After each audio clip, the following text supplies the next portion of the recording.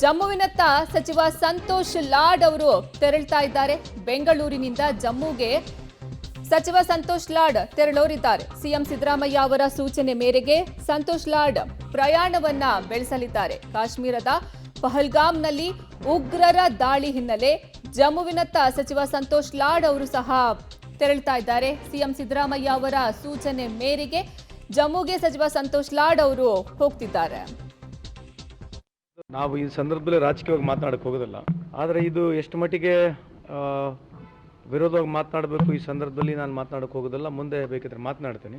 ಒಂದು ಮಾಹಿತಿ ಕೊಡಲಿಕ್ಕೆ ನಿಚ್ಚೆ ಬಯಸಿದ್ರೆ ಕಳೆದ 11 ವರ್ಷದಿಂದ ಇಂಥ ಭಾಳಷ್ಟು ಇನ್ಸಿಡೆಂಟ್ಗಳಾಗಿದ್ದಾವೆ.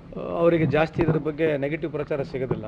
ಇವತ್ತಿನ ಸಂದರ್ಭಕ್ಕೆ ನಾನು ರಾಜಕೀಯವಾಗಿ ಮಾತಾಡೋಕ್ಕೆ ಯಾಕೆ ಹೋಗೋದಿಲ್ಲ ಅಂದರೆ ಸರಿ ಕಾಣೋದಿಲ್ಲ. ಸೊ ಸಂದರ್ಭ ಬಂದಾಗ ಮಾತನಾಡ್ತೀನಿ. ಇವತ್ತೇನು ಆಗಿದೆ ಅಲ್ಲಿ ಯಾರು ಏನಾಗಿದೆ ಸಂಪೂರ್ಣ ಮಾಹಿತಿಯಲ್ಲಿ ಈಗ ತಾನೇ ನನಗೆ ಇನ್ಫಾರ್ಮೇಷನ್ ಬಂದಿದೆ, ನೇರವಾಗಿ ಬಂದಿದ್ದೀನಿ. ಅಲ್ಲಿ ಶಿವಮೊಗ್ಗದವರಿಗೆ ಯಾರಿಗೆ ಅವ್ರು ಕ್ಯಾಪ್ಟಿವ್ ಮಾಡಿದ್ರು ಅವ್ರಿಗೆ ಬಿಟ್ಟು ಈಗ ಫರ್ದರ್ ಇನ್ನು ಏನು ಮಾಹಿತಿ ಬರುತ್ತದೆ ನೋಡಿದ್ಮೇಲೆ ನಾನು ಬೇಕಾದ್ರೆ ನಾಳೆ ನಾಡ್ದು ಅದ್ರ ಬಗ್ಗೆ ಮಾತನಾಡ್ತೀನಿ. ಈಗ injured ಆಗಿದೆ.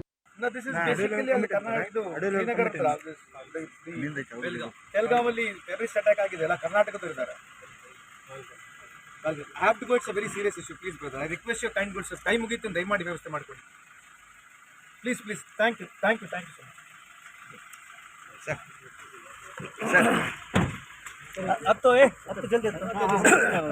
ಸರ್, ಕರ್ನಾಟಕದ ರಕ್ಷಣೆಗೆ ಮತ್ತೊಮ್ಮೆ ಸಂತೋಷ್ ಲಾಡ್ ತರ್ತಾ ಇದ್ದಾರೆ. Thank you.